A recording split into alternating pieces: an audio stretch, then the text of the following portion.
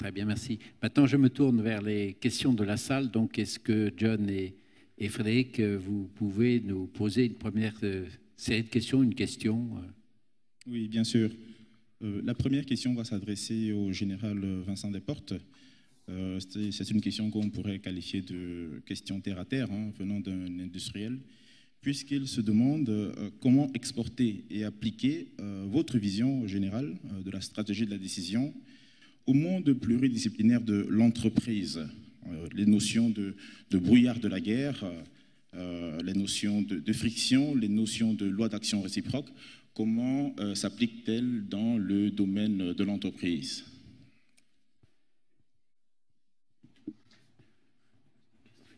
Ok, alors, il y a de nombreuses façons de l'exporter ou de l'importer dans l'entreprise. Ce qui est sûr, j'ai la chance aujourd'hui d'être très au compte. La conférence va se terminer dans 5 minutes. Excusez-moi, je ne sais pas d'où vient cette information, mais continuez, continuez. Bon, je disais donc que j'avais la chance d'être très au contact des entreprises dans lesquelles j'interviens souvent, à entreprises de toute taille. Et tous les chefs d'entreprise à qui je parle, d'abord sont dans cet état d'esprit généralement, et ils cherchent à appliquer ça par des méthodes de management. Et je dirais que la première chose, c'est d'avoir une philosophie. Une fois qu'on a compris ça, qu'on a compris le caractère imparfait de la décision, une fois qu'on a compris qu'au fond, on n'était pas seul, mais que c'était bien l'équipe qui allait parvenir au résultat, alors on travaille sur le consensus, alors on travaille sur l'adhésion, alors on travaille sur la participation, alors on travaille sur la cohérence, et pour ça, il y a des tas d'outils de management qui permettent d'avoir une unité cohérente face à l'incertitude. Vous me permettrez de prendre une phrase de Rudyard Kipling qui m'a toujours frappé, et qui dit il faut comprendre que la force du loup est dans la meute et que la force de la meute est dans le loup. Et une fois qu'on a compris ça, je crois qu'on a compris comment il fallait manager dans l'incertitude. Quelle belle image. Une autre question? Alors, pour cette deuxième question, elle sera adressée à Madame Cécile Maisonneuve. Compte tenu du constat du cumul des erreurs relatives aux décisions stratégiques sur le plan énergétique, comment les politiques réagissent-ils à vos démonstrations et quelles actions mettent-ils en œuvre pour réagir?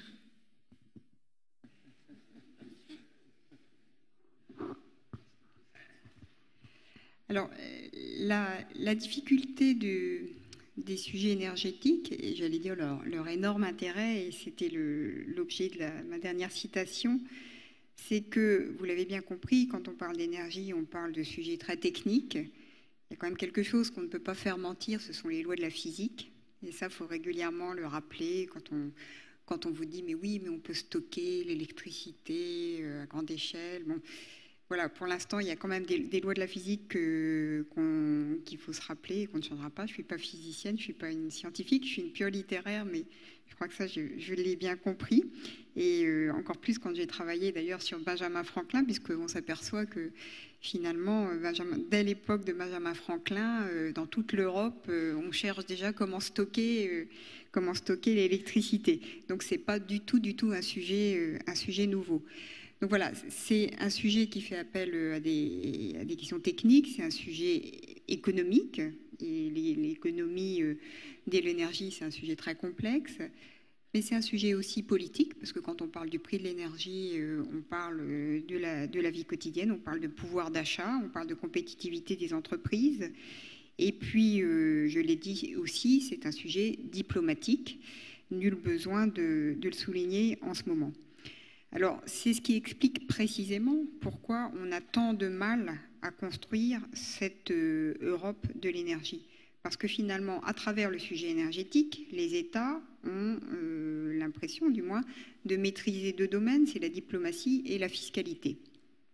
Alors, quand on fait ce constat, chacun répond en disant « mais voilà, moi j'ai fait pour l'un ma loi EEG, ça c'est en Allemagne, je fais ma loi de transition énergétique, les Anglais vous répondent, je fais mon Electricity Market Reform ».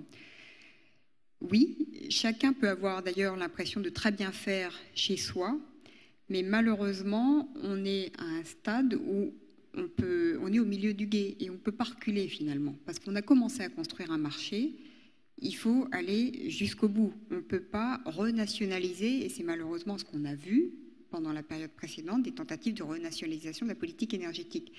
Donc on est dans une situation extrêmement complexe où à la fois, évidemment, les politiques au plan national doivent donner des réponses, surtout quand les prix de l'électricité, ce n'est pas le cas en France, mais c'est le cas dans d'autres pays comme en Allemagne, atteignent des niveaux importants.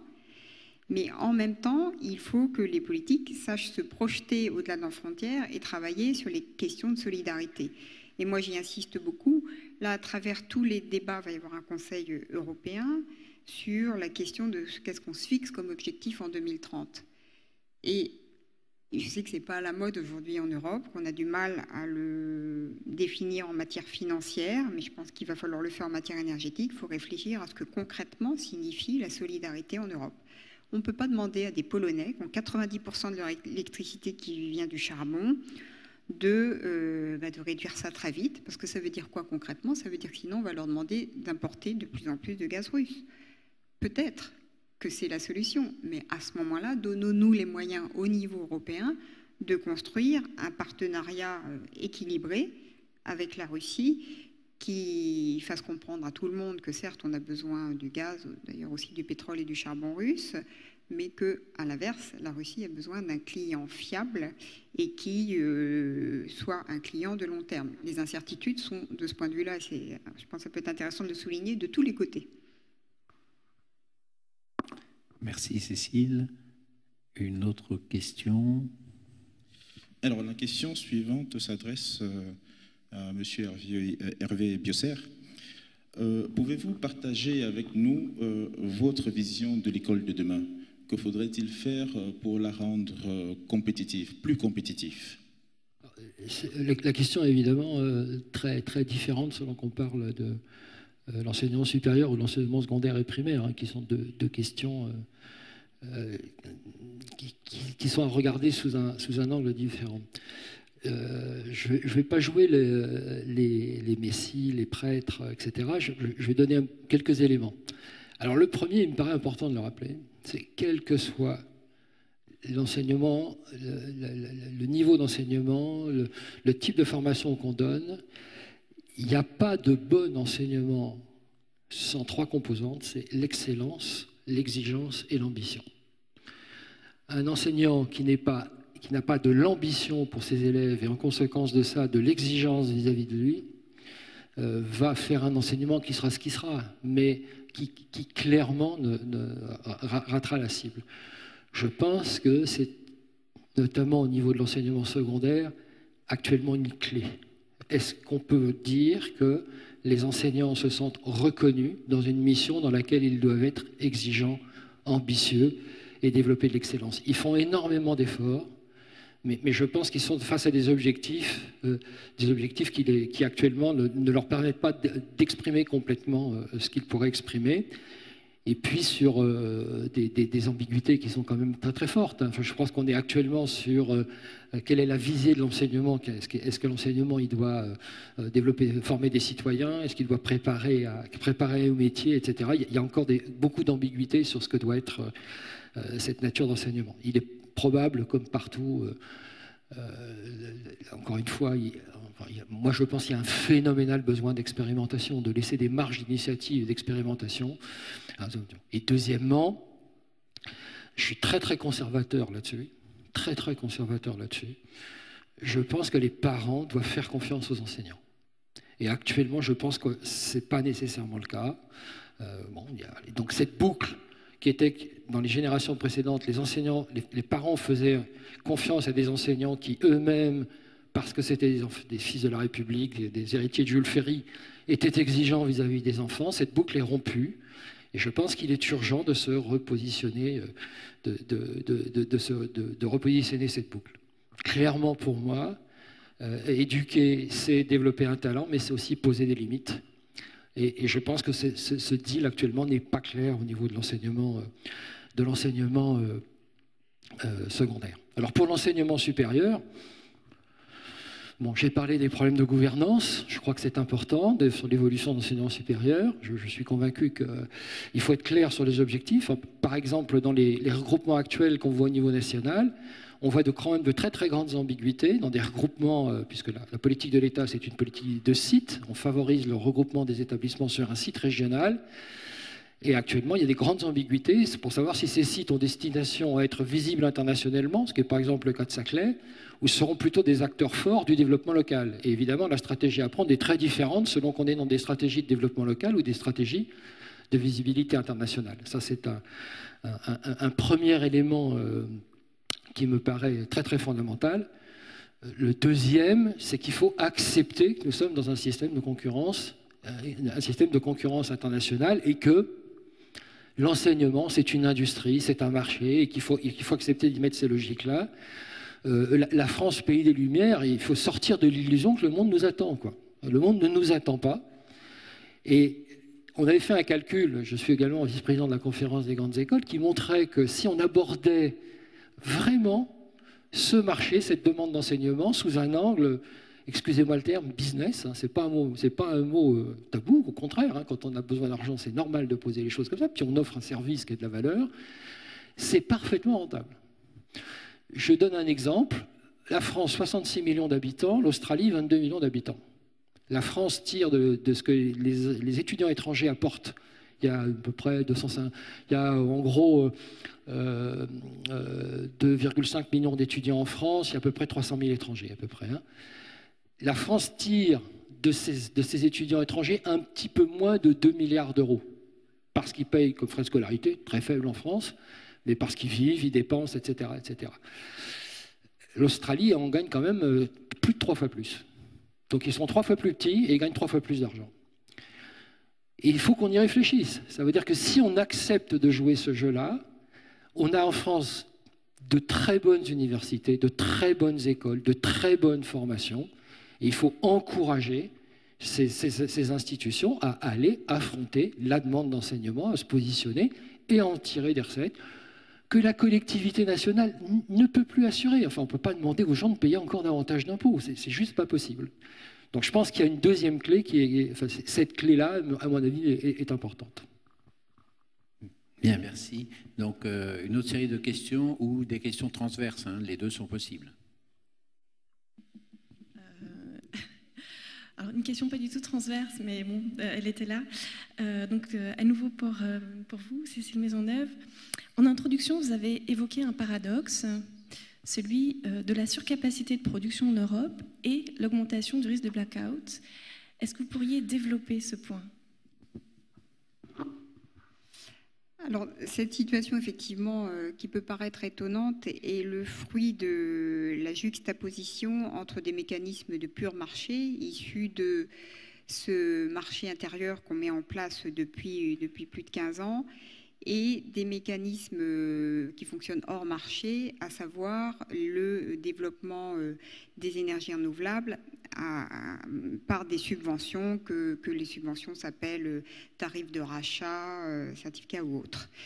Donc ce qui s'est passé, c'est que avec la volonté politique de développer les énergies renouvelables, la plupart des pays ont mis en place des mécanismes de soutien parce que ces énergies ne sont pas compétitives dans le cadre du marché. Donc, ce sont des mécanismes qui se déroulent hors marché, c'est-à-dire que ces énergies renouvelables sont financées non pas en fonction de l'offre et la demande, mais en fonction des objectifs que l'on se fixe, tant de pourcentage d'éolien ou de solaire. Alors, quand ces énergies arrivent sur le marché, elles bénéficient d'une priorité sur les réseaux électriques. Elles sont déjà financées, alors en France, c'est par la CSPE, en Allemagne, c'est par ce mécanisme qui s'appelle EEG. Et donc, quand elles arrivent, elles ont un coût marginal, parce que c'est comme ça qu'on fonctionne dans le domaine de l'électricité, qui est nul, c'est-à-dire que le soleil, le vent, ça ne coûte rien. Et donc, elles bénéficient d'un accès prioritaire. Quand elles viennent sur le marché, il y a une obligation de leur laisser la place en premier. Et par conséquent, on a quelquefois des surcapacités. Mais la conséquence de l'arrivée massive de ces énergies sur les marchés, c'est que ça fait baisser les prix de l'électricité. Or, en parallèle, il faut, quand on a des énergies intermittentes, financer des moyens de production d'électricité qui prennent la relève quand il n'y a plus de soleil ou quand il n'y a plus de vent. Et la plupart du temps, ce sont des centrales thermiques, que ce soit gaz ou charbon. Or, avec le marché tel qu'il est aujourd'hui, les prix très bas sur le marché de gros, les centrales au gaz ne sont plus compétitives. Donc, on a un phénomène totalement, c'est un gigantesque gâchis, des centrales au gaz dernier cri, qui sont mises sous cocon, pour certaines qui sont délocalisées en dehors d'Europe. Donc voilà, c'est un gaspillage manifeste d'investissement. Et en parallèle, vous avez des prix de détail qui augmentent, puisque tous ces mécanismes subventionnés, il faut bien que quelqu'un les paye, et ils sont payés dans la facture d'électricité. Donc on a à la fois des investisseurs qui, parce que les investissements dans les énergies dites de relève, de backup en anglais de base, ne sont plus, qui n'investissent plus parce que ça n'est plus rentable. Et de l'autre, une facture d'électricité qui, chez les particuliers notamment, puisqu'on essaie d'épargner les entreprises, augmente fortement. Donc on a à la fois trop de capacités qui ne correspondent pas forcément à la demande et au bon endroit, c'est aussi parce qu'on n'a pas les réseaux qu'il faut pour transporter tout ça, et des sous-capacités dans les énergies de base qui permettent de prendre la relève en cas d'absence de vent ou de soleil. Donc certains rapports font état d'une situation du marché électrique extrêmement tendue pour la période 2015-2016. Merci Cécile. Une autre question? Alors, Jean-Paul, tu souhaites avoir une question transverse. Je pense que nous en avons une bonne. Puisqu'ici, l'orateur se demande comment faire face aux incertitudes que vous avez montrées dans les domaines militaires, de l'énergie et de l'éducation et de la formation. Comment faire pour réduire l'indécision plutôt que de s'acharner à essayer de décider dans l'incertain?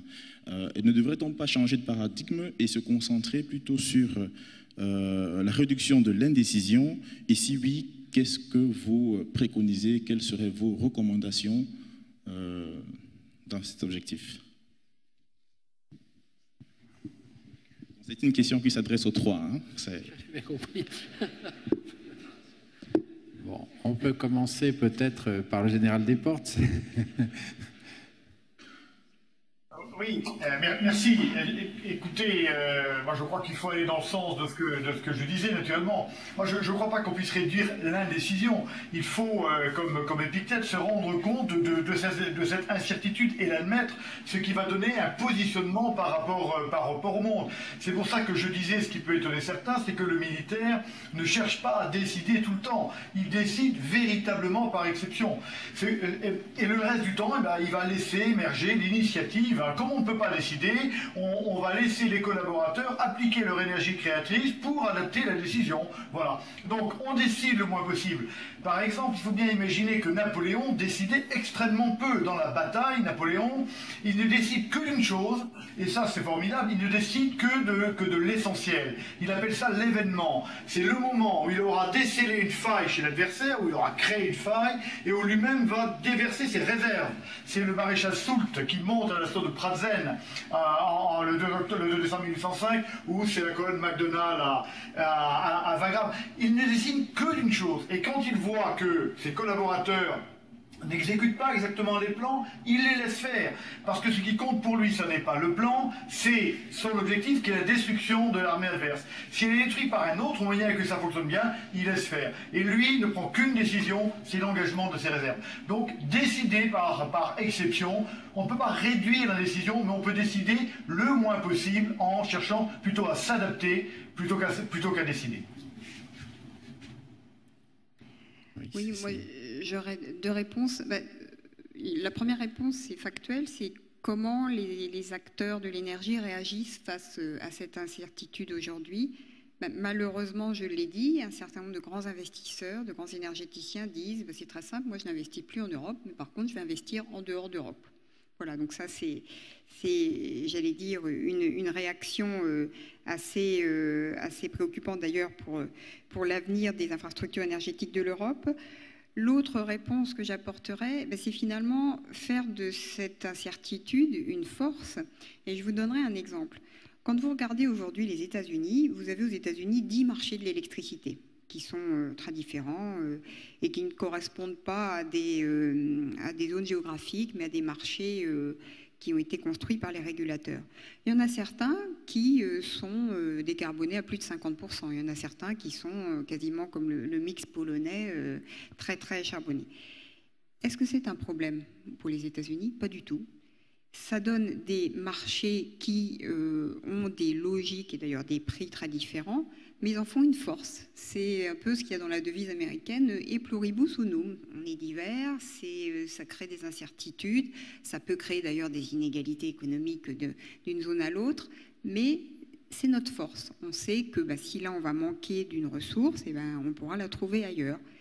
Je pense qu'en Europe, il faudrait qu'on prenne les choses sous cet angle. Après tout, on est très différents. Mais arrêtons les slogans en disant la complémentarité fait notre force et faisons-en une vraie force pour le coup. Et ce que je décrivais tout à l'heure de l'hétérogénéité des situations en Europe, finalement, elle peut être vue comme une force. Et j'allais dire, augmentons cette hétérogénéité.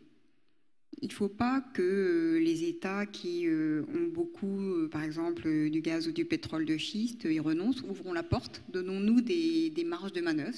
Pour moi, on dit souvent que le gaz de schiste aux États-Unis, c'est un game changer. Moi, je pense qu'en Europe, c'est un game opener. Ça ouvre le jeu. On a besoin d'ouvrir le jeu en Europe. Aujourd'hui, on a l'impression d'être enserré dans des choix qui n'en sont pas. De même, là, il y a un vrai sujet sur le nucléaire. Je ne pense pas qu'il faille considérer, comme certains États membres, que le nucléaire n'a plus d'avenir en Europe. Non, c'est là encore une marge de manœuvre supplémentaire. Donc, créons des marges de manœuvre, ouvrons le jeu, élargissons le terrain et transformons nos incertitudes et nos différences en des atouts qu'on pourra utiliser le moment venu. Alors moi j'aurais envie de faire trois remarques par rapport à ça. Le premier, c'est que ce que je vois, je le vois en France, mais je le vois donc maintenant depuis 10 ans en Chine et puis maintenant en Inde et au Maroc. Le niveau d'incertitude est rigoureusement le même. Il ne faut pas croire qu'il y a un pays qui est plus simple que les autres. Enfin, je pense que vous êtes beaucoup plus expérimenté que moi là-dessus. Ça se crée d'une façon différente. Ça se présente d'une façon différente. Mais on est également dans des environnements extrêmement incertains. Et le facteur culturel augmente cette incertitude. Bon. Néanmoins, deux choses. Je crois que l'inconfort vient plus de la contrainte que de l'incertitude.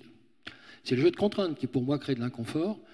L'incertitude, elle a un énorme atout. C'est que vous avez un vaste champ d'incertain, donc vous avez la capacité d'imaginer un futur possible, ou des futurs possibles.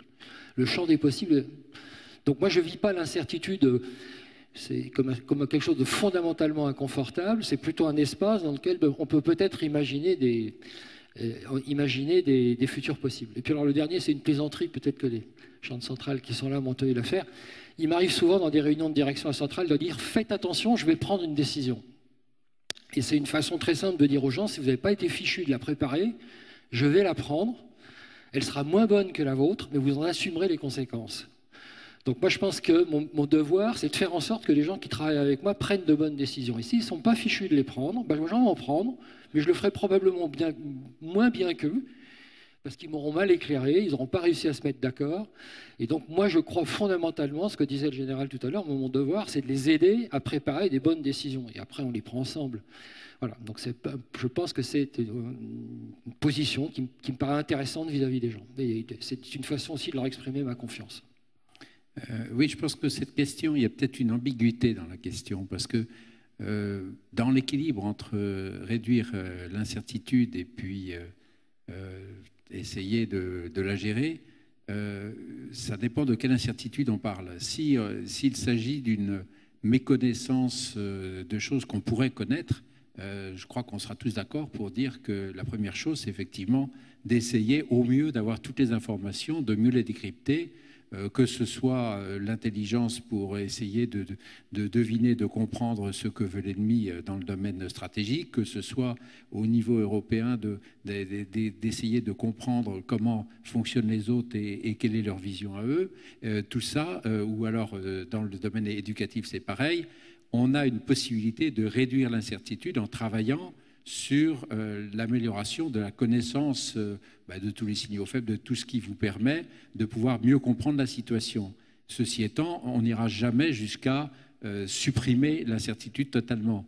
Et donc, je pense que vous avez d'emblée sauté sur la deuxième réponse dans les 3 secteurs et que malgré tout, il y a aussi une action à faire dans chacun des 3 domaines pour réduire au maximum du possible l'incertitude, sachant qu'on ne l'annule pas. Donc, est-ce que vous voulez réagir là-dessus? Oui, je crois qu'on en sera tous d'accord. Hein, donc, ces fonctions de veille sont essentielles. Encourager les gens à voyager, à sortir aussi un peu de leur mission directe, c'est aussi extrêmement important. Hein. De temps en temps, d'aller voir d'autres secteurs, c'est de ne pas hésiter. Alors ça aussi, c'est un phénomène un peu culturel en France, c'est de ne pas hésiter à aller se benchmarker, à aller poser la question aux partenaires, aux concurrents de qu'est-ce que vous faites. Ça aussi, c'est à mon avis très riche, évidemment. Alors, une dernière question vient de nous parvenir. Oui, pardon, mon général, oui. Pardon. Oui. Vous vouliez dire... pardon. Non, je voulais... Oui, je voulais dire que ce que vous venez de dire est parfaitement vrai. Il faut d'abord chercher à réduire l'information, l'incertitude, et ensuite l'admettre. C'est ça la bonne attitude. Mais je crois qu'on passe un peu trop de temps dans nos sociétés modernes à rassembler, à recueillir de l'information. Or, l'information, c'est pas tellement ce qui est important. Ce qui est important, c'est la connaissance, beaucoup plus que l'information. Et beaucoup plus que la connaissance, ce qui est important, c'est la compréhension. Il faut rappeler que le 11 septembre 2001, les Américains avaient toutes les informations pour savoir que les terroristes allaient attaquer les Twin Towers, eh bien qu'ils n'ont pas compris cette intention. Donc attention à ne pas confondre. La réduction de l'incertitude, c'est pas l'accumulation de l'information, c'est la recherche de la compréhension. Et ça, c'est quelque chose de différent. Sur l'incertitude, moi je suis tout à fait d'accord avec ce que disait Cécile Maisonneuve tout à l'heure, et vous aussi, monsieur. L'incertitude doit être prise comme une opportunité. L'incertitude, c'est la force du faible. S'il n'y a pas d'incertitude, c'est le fort qui l'emporte tout le temps. L'incertitude, c'est la condition de l'innovation. L'incertitude, c'est la condition de la différenciation. Donc, au fond, et je dirais que l'incertitude, c'est la condition de l'espoir. S'il n'y a pas d'incertitude, il n'y a pas d'espoir, et donc on n'avance plus. Donc, nous devons bénir l'incertitude.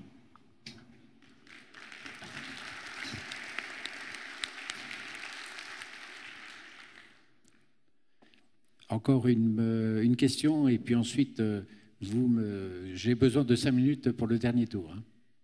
Oui, eh bien, la dernière question que nous voulions vous poser était exactement ça. L'incertitude est-elle pour vous un danger, une opportunité? Alors, on a déjà eu la réponse. Ah oui, alors une autre. En magistral. Donc, on a peut-être une question supplémentaire qui était du coup un peu moins transverse, qui s'adressait au général Desportes. Oui, donc la question est la suivante. Pour un gestionnaire ou un décideur, comment évaluer dans ce monde incertain le juste budget de la défense en France? C'est une question simple, donc je vais y répondre de manière particulièrement simple. Le budget de la défense ne peut se calculer qu'en fonction des missions qu'on lui donne. Il n'y a pas de défense en soi. La défense n'est qu'aux ordres du politique, mais qui doit avoir une politique. Et parfois, comme il n'y a pas de politique, on ne sait pas définir un budget de la défense. Donc voilà. Et la difficulté aujourd'hui, c'est, je le dirai tout à l'heure d'ailleurs, c'est que, il y a une espèce de déconnexion entre les objectifs et les moyens, et qu'on a une armée française qui n'est plus grand-chose, qui s'érode de jour en jour, et à qui on confie toujours davantage de missions. Moi, je ne me plains pas sur la taille de l'armée, peu importe, mais je me bats, et tous les militaires se battent pour qu'il y ait une cohérence entre les missions et les moyens, et aujourd'hui, on est, hélas, je dois le dire, dans l'incohérence, et dans une situation où les Français croient être défendus, et où ils le sont de moins en moins.